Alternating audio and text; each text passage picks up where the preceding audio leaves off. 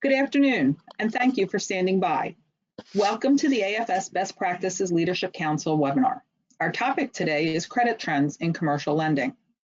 This webinar will be approximately an hour long, and our speakers today are Elise Mudka, Doug Skinner, and Tom Cronin.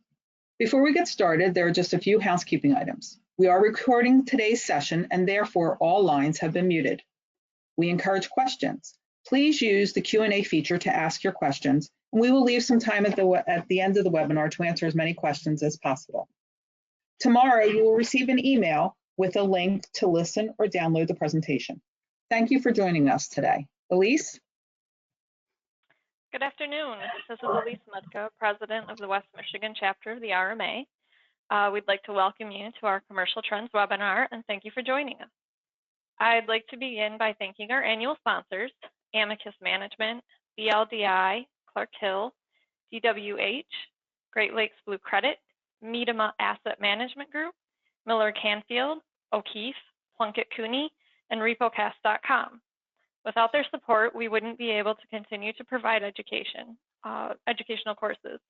Letters for sponsorship for the 2021-2022 year will be mailed or emailed soon. Please consider sponsoring the West Michigan RMA so we can continue to hold educational events for our members and guests. We have a few upcoming events and planning phases. We're hoping to host a derivatives discussion in the coming year if we can tear someone away from watching the volatile markets long enough. We're also looking to host a presentation from an engineering director with NASA to give us insight into how they approached operational risk this year and provide a perspective we might not think of in the financial industry. Our loan documentation part 2 is also being converted to a webinar approach. And we are looking into a regional economic update from the Chicago office of the Federal Reserve. As always, I strongly encourage anyone who has a topic or speakers they would like to see presented, please reach out to any board member or our main email at RMA West Michigan, one word, RMAWestMI@gmail.com. We would love to hear from what members are interested in. Now I turn this over to our event sponsors, AFS, and host Doug Skinner. Thank you, Elise, and thank you for the invitation to speak to your organization today. I'm joined on the line by not only Tom, but Jeremy Chalson, and together we're going to share with you what we hope will be some helpful insights into credit conditions, not only in the United States, but in your neck of the woods as well. If you're not familiar with AFS, AFS is a technology service provider, or more specifically, what we focus on is providing commercial lending technology to financial institutions. Many of the leading banks in the U.S., including actually many that are on the call today, rely on AFS software to handle the onboarding and servicing of their commercial portfolios. And as you'll also see today, we provide extensive data analytics.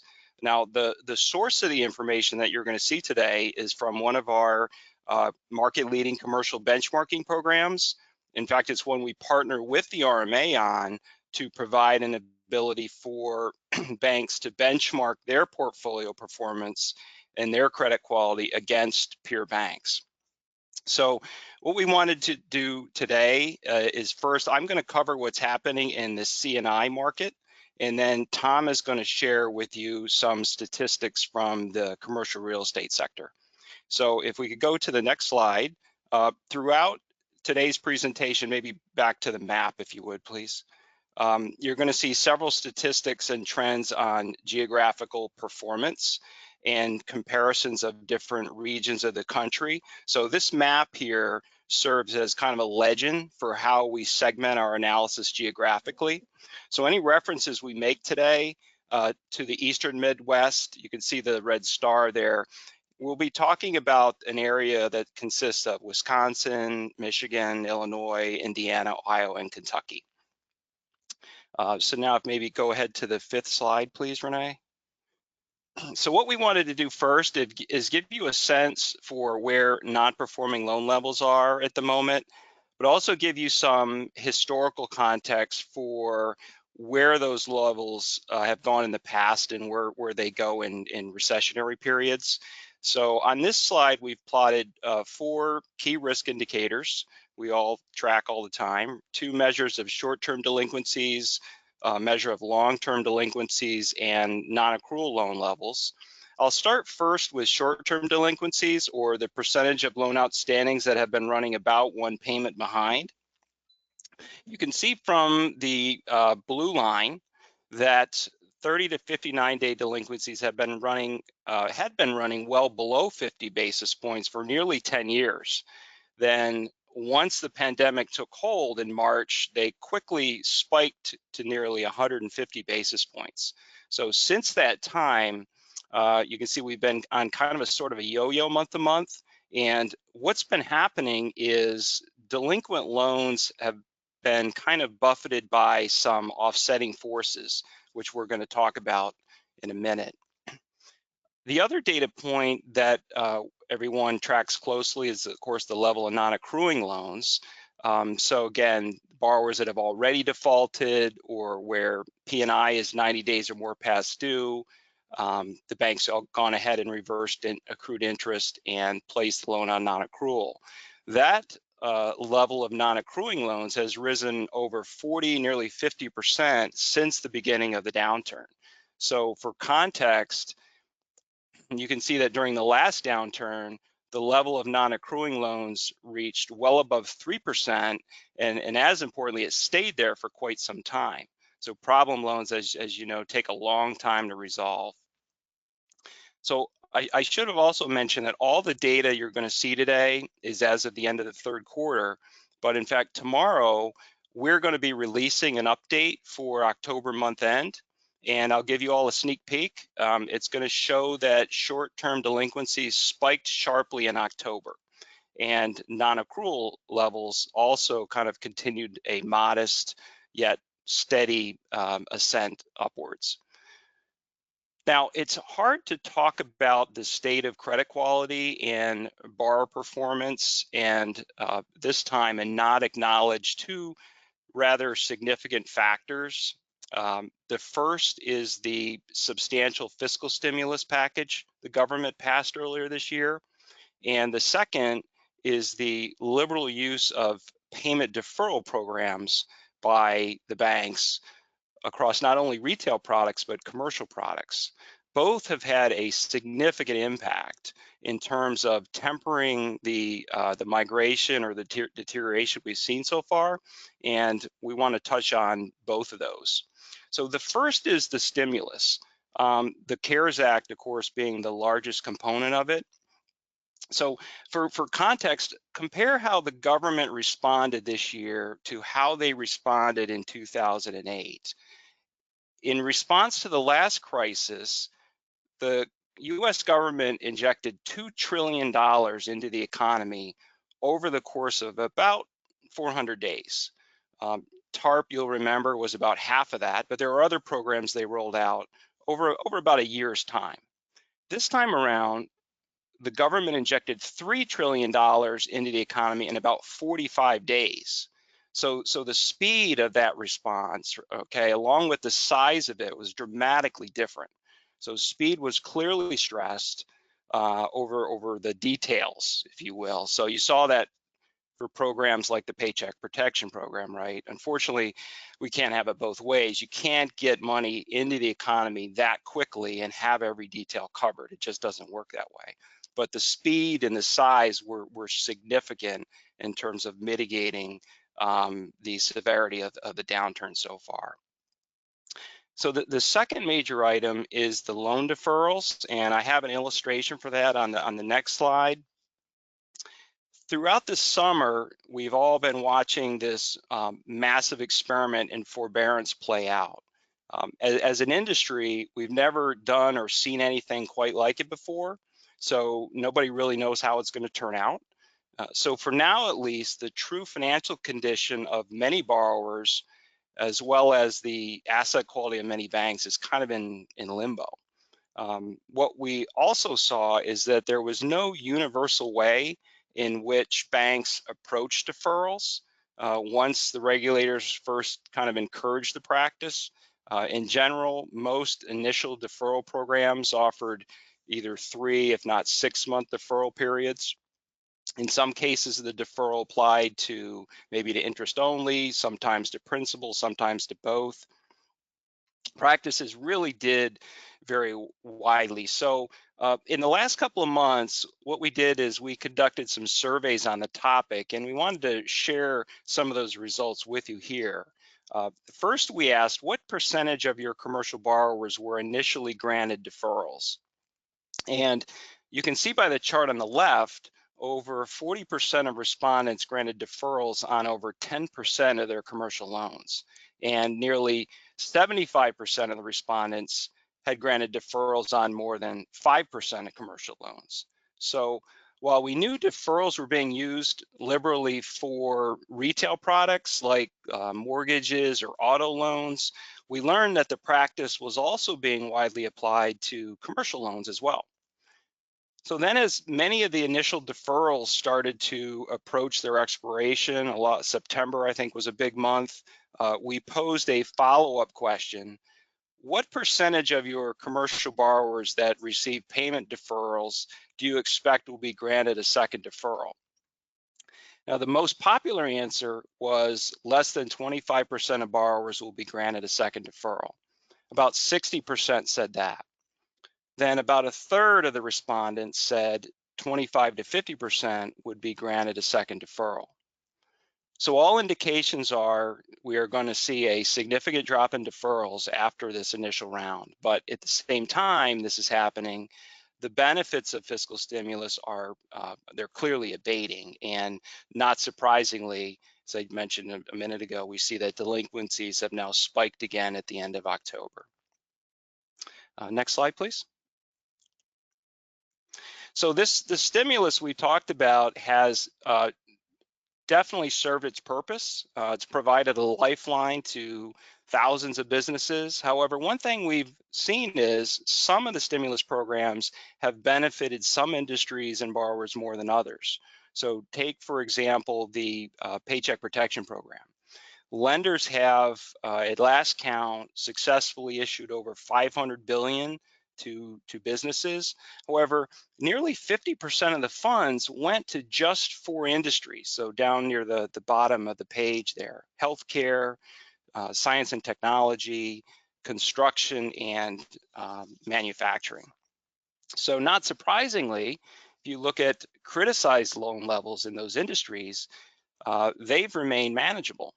In fact, there's a strong inverse correlation between the level of the PPP funds provided to an industry and the current percentage of criticized loans in that industry. So some of the industries that did not get the same level of direct support, including mining, arts and entertainment, agriculture, the level of problem loans in those sectors far exceeds other industries so far. Go ahead to the next slide. And I wanted to start to show you some comparisons now between the Eastern Midwest and the rest of the country from a credit quality perspective. On this slide, you have a quarter-over-quarter comparison of non-accrual levels by major industry sectors. So you have the national figures on the left, and you have the figures for the Eastern Midwest region on the right.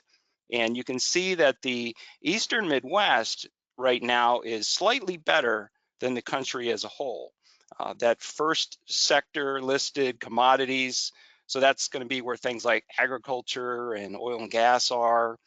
Energy has been a big problem for other areas of the country. So the Eastern Midwest is a bit more insulated from that standpoint. Obviously, manufacturing is a prominent sector in the Eastern Midwest. Right now, it's holding up fairly well. And then you have the services sector on the far right. That's where all the restaurants and bars are going to be. Non-accrual levels there are higher in the Eastern Midwest than in the rest of the country right now. And I'll also point out real estate.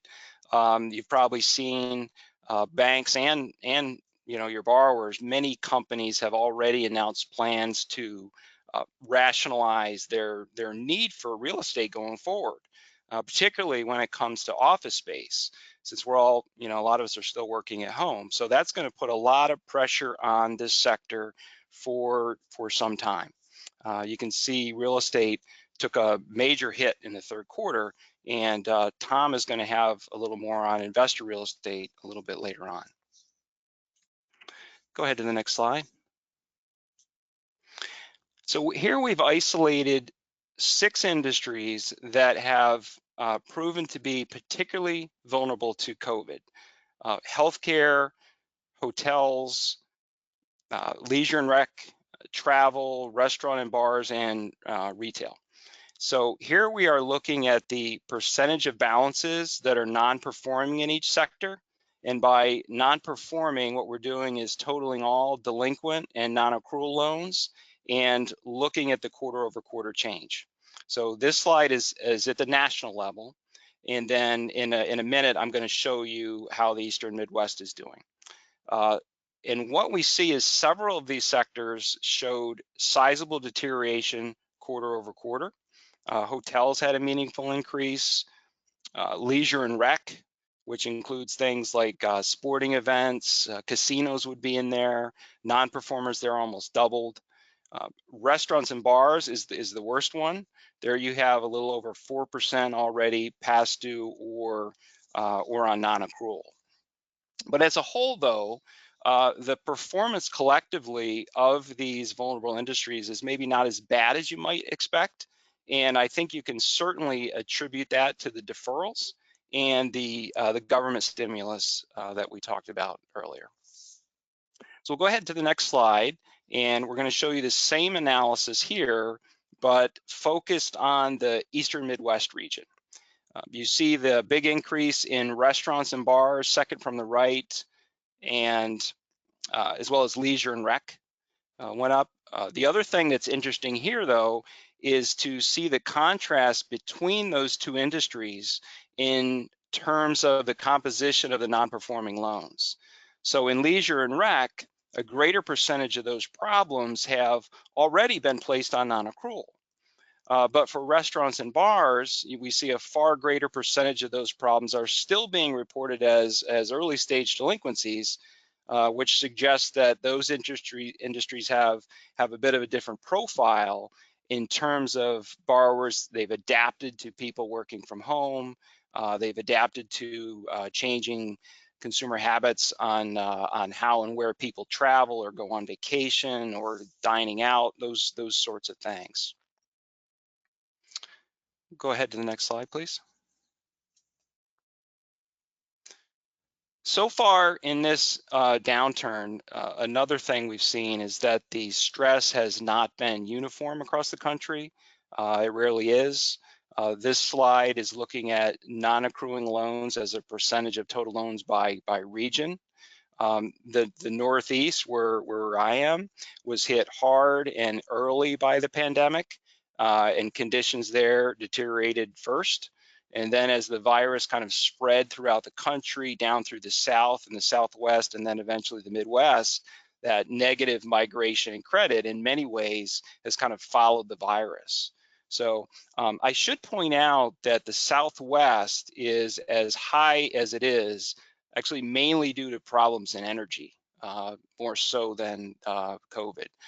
Because energy, if you remember, that was happening already and independent of the pandemic. It just made an existing problem worse. So for now, though, the problems in the Eastern Midwest still lag the USA average from a non-accrual standpoint. But if we substitute criticized loans for non-accruing loans, we have that on the next slide, we're going to get a bit of a different story for the Eastern Midwest. So that would be 12 here. So this would be the summation of all loans rated special mention, substandard, doubtful or loss as a percentage of all loans in the region. And what you see is that for the Eastern Midwest now, criticized loans, number one, they've increased every single month since the onset of the pandemic. The region's actually the second highest, I believe, in the country. And it's about 200 basis points above the national average, which is fairly significant at this stage. So if you think back to the earlier slide, while on a percentage basis, not as many of these loans have been placed on non-accrual. Clearly, the banks with exposure in this area are still very concerned about the future collectability of their loans here. And if you think back to the slide that we showed on some of the vulnerable industries, one sector in the Eastern Midwest that had a lot of early stage delinquencies was restaurants and bars. So this would suggest that while many of those types of enterprises, they're kind of hanging in there at the moment, many banks have already gone ahead and downgraded the credits, given all the uncertainty that's still out there. Go to 13, please.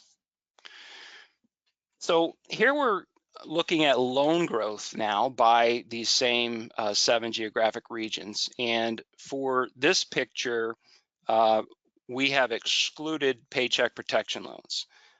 So from a growth standpoint, we saw this extraordinary March as at that onset of the panic, many borrowers drew down on their lines of credit to simply build up emergency cash, and just bracing for any potential disruptions they'd have with their suppliers. But since that time, we've seen a very sharp contraction in both the second and the third quarter across every geographic region.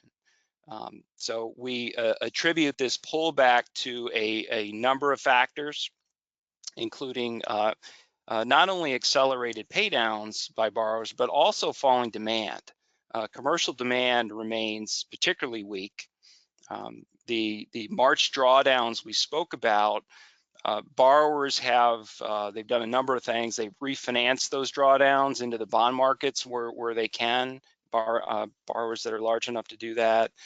Many have significantly deleveraged and are purposely maintaining higher cash balances.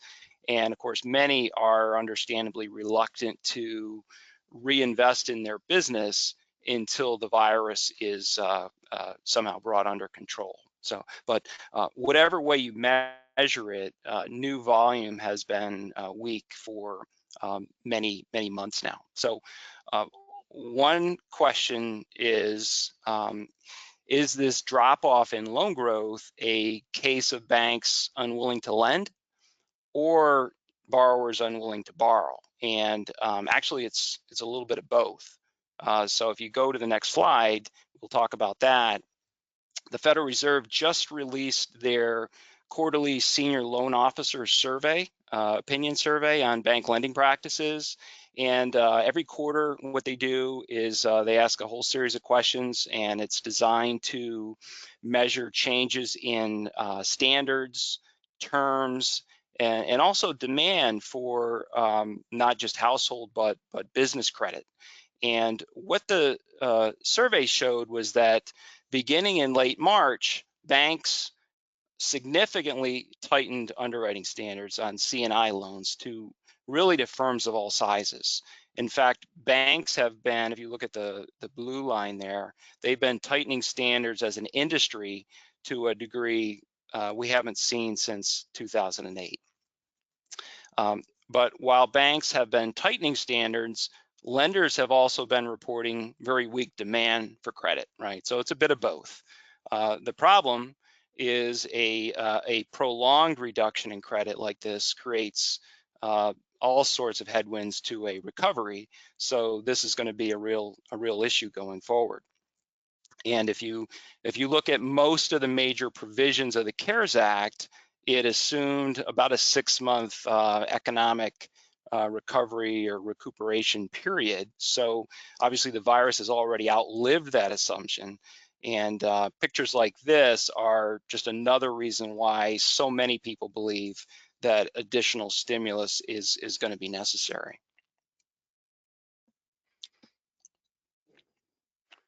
One of the things all banks are doing now, or should be doing now, is aggressively going through their loan portfolios and re-rating their borrowers.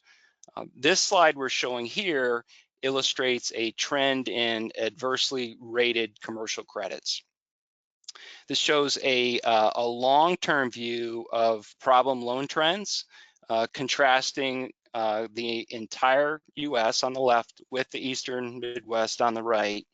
Now, one of the things that probably jumps right out to you is that the Eastern Midwest had a much more pronounced downturn during the last crisis. Criticized loans there peaked at over 30% of total loans during the last down cycle, compared to the rest of the U.S., which peaked at about 23%. So far this cycle, the Eastern Midwest is slightly outpacing the USA average. Right now, criticized loans are just below 10% compared to the figure for the entire country, which is a little under 9. So another observation, though, if we look at the last, we look at September, is the CARES Act and other related actions have definitely slowed the pace of migration so far. So the question then becomes, what happens from here? And banks are certainly hoping that the forbearance measures that they've taken, combined with the stimulus programs, that's going to be enough to bridge their borrowers through the crisis. Certainly many borrowers have already closed, probably permanently. And right now, banks are trying to figure out what loans are still viable as these initial deferral periods expire. But as far as any final resolution, and even when we might see material higher charge-offs, which we really haven't yet, that will not happen until sometime next year. And then, of course, some asset classes like commercial real estate as one, often take several years for losses to materialize. So we got some time left for this to play out. So we go ahead to the next slide. And on 16, we are showing some trends in line of credit utilization rates by industry. As we explained earlier, line utilization rates reached historic highs in March with all the drawdowns and the preparations. But since then, pay downs have accelerated, and line utilization has actually swung completely to the other side of the pendulum, and we're now near historic lows. And that applies to almost all industries, as you see here. So note the trend in ag, construction, manufacturing, accommodation and food services. We're seeing that pullback in line use across the board. And in case you were wondering, if I showed you line utilization rates for companies just in the Eastern Midwest, it would look essentially the same as this national profile does. Go ahead to 17.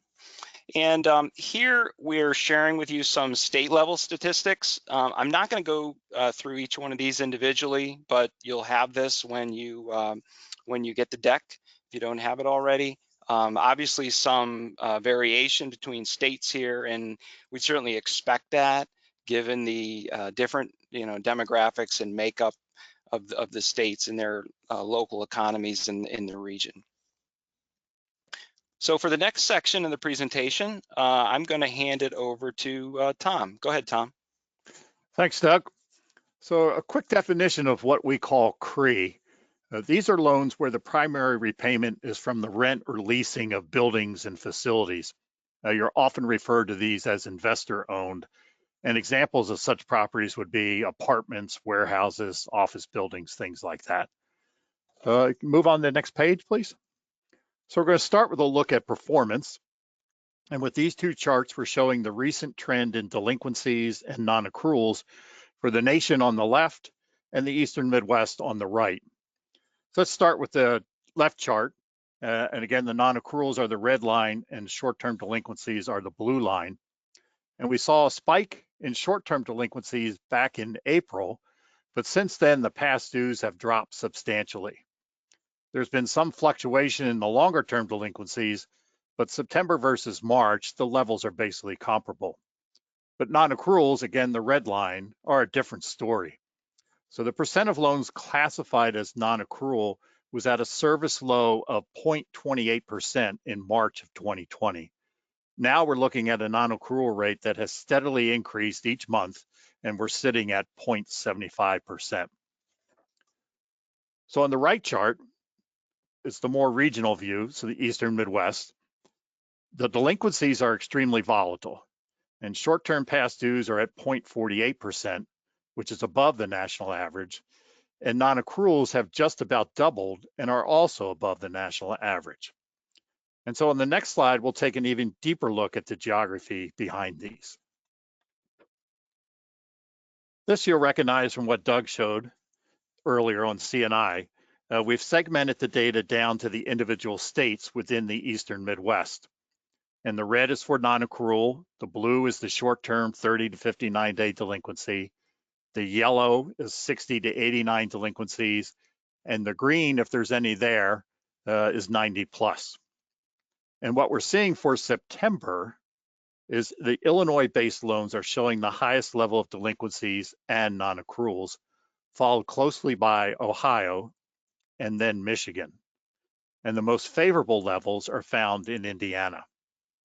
I'd also point out that while Illinois and Ohio are close in terms of overall problems, most of the problems in Illinois have already moved to non-accrual, whereas Ohio has a large percentage of delinquent loans.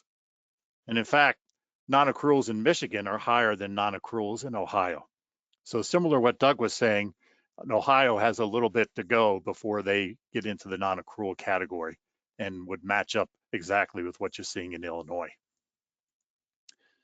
Next chart. And so we have one last look at performance. And here we pulled the non-accrual rate for the top 7 property types. And by top, I mean, I base that on outstanding. So these are the top 7 largest. And the most obvious issue, not surprising, is lodging. Last month, it was just shy of 3%. And for September, we're at 1.5%. But that's not actually an improvement because the decline is due to large loan sales. We also saw an increase this month for industrial properties, which is the orange down in the bottom. And most of the other property types have held steady, although we actually did see improvement for retail, which is the very light blue this month. Next chart. So let's move on to credit quality. These two charts show the trend in criticized loans, the national average on the left and the Eastern Midwest on the right. And similar to what we did with C&I, we're showing the pieces of criticized, special mention, substandard, doubtful, and loss. And looking at the national chart, early in 2020, we had reached a service low of 2.11%. Now we're sitting at 8.26% criticized. And we see a similar pattern for the Eastern Midwest, the right chart, although the changes in the rating started a little earlier and have been more severe in the Eastern Midwest versus the national average. The service low was reached at the end of 2019 at 3.3% criticized and has steadily climbed now at 10.4% for September, and that's versus 8.26 average for the nation. And most of the difference is in special mention, but we're also seeing higher levels of doubtful and loss, similar to what we saw coming out of the recession in 2012 and 2013. Next chart, please. So let's finish with 2 looks at growth for CRE. With this chart, we've compared the quarter versus quarter growth or change in outstandings for the nation and the Eastern Midwest.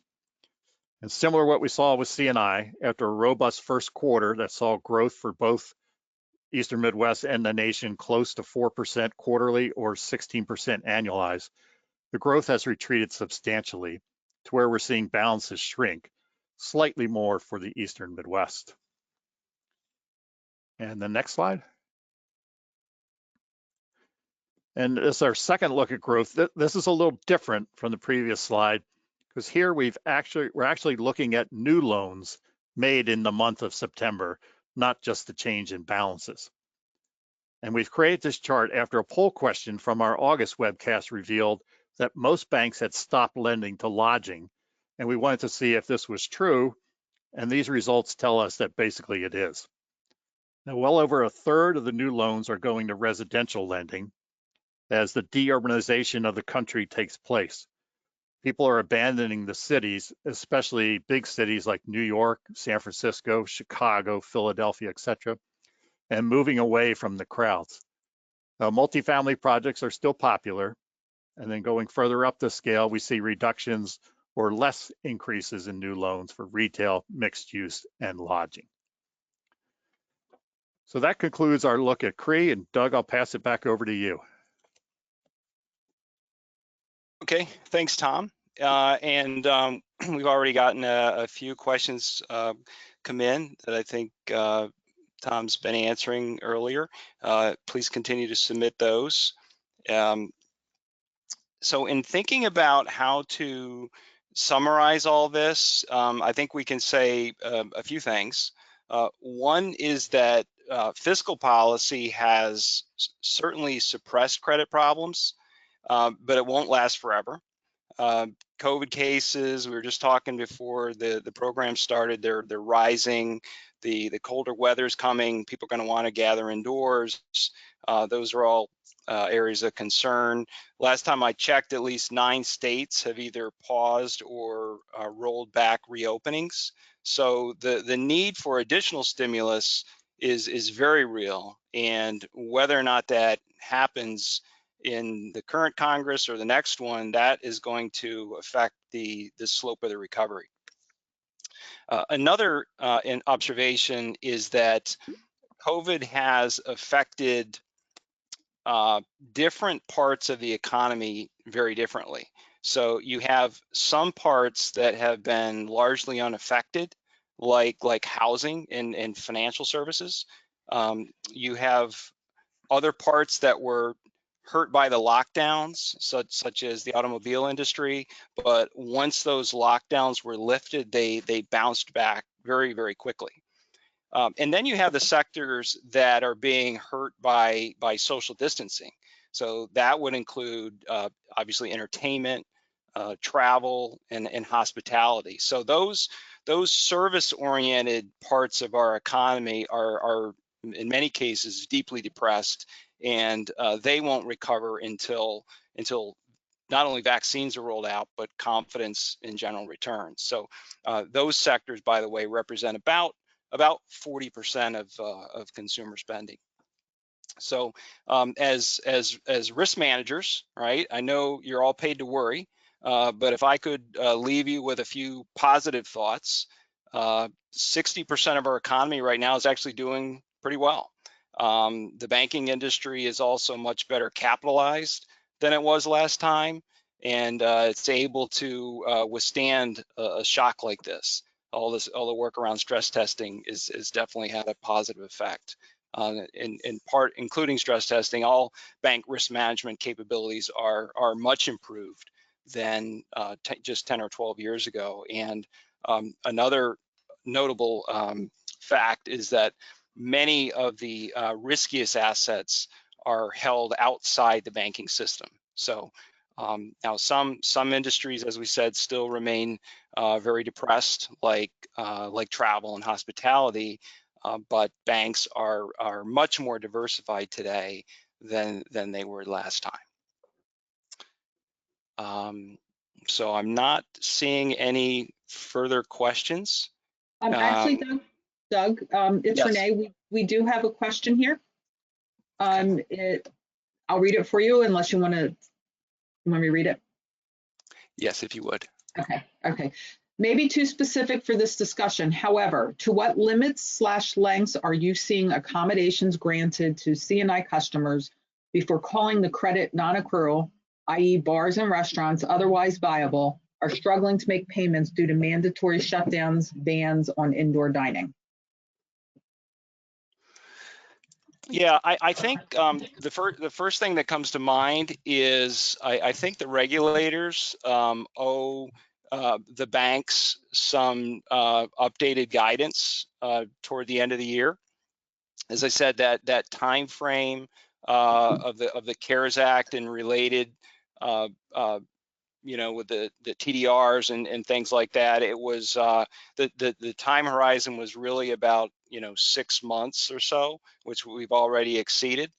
So I think from the banks that we're talking to, they're really looking to the regulatory community and even the accounting community to get a sense for if they'll continue to be the regulators that is very, very accommodative and give them more runway, or if there's going to be more and more pressure to kind of crack down. Now the CECL banks was kind of interesting that obviously the CARES Act kind of gave banks to push CECL out. Some banks the option to push CECL out for a while yet, but for the banks that had already decided to kind of go ahead and adopt CECL this year, that's why you saw a lot of them. They took significant. They were many of them were very, very aggressive in terms of the reserves they built in the first quarter, and then again in the second quarter. So much so that even a few of the largest banks even released reserves in the third quarter.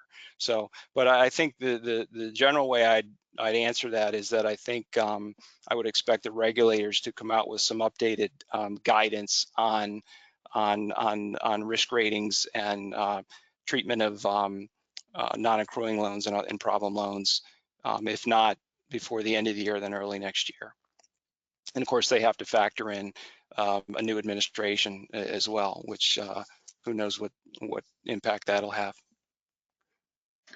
And Doug, this stops. I just wanted to comment also that specifically related to food and drinking places, in looking at the non-accruals for the latest month, so October, they have increased substantially since July, August timeframe. So I think you're beginning to see, with a lot of the deferrals ending, banks are starting to look at those loans and decide which ones are true non-accruals and which ones can survive.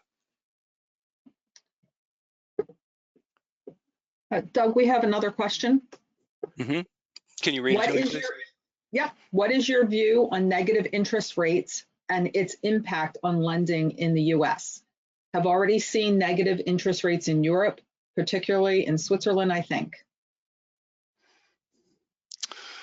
What I would refer to you is the position so far of the Federal Reserve and Jay Powell's comments, and up till now they've consistently said that they don't see that as a necessary step, and I think they have real questions on how effective it would even be in this country. So they have still have other tools and levers that they can use short of negative interest rates.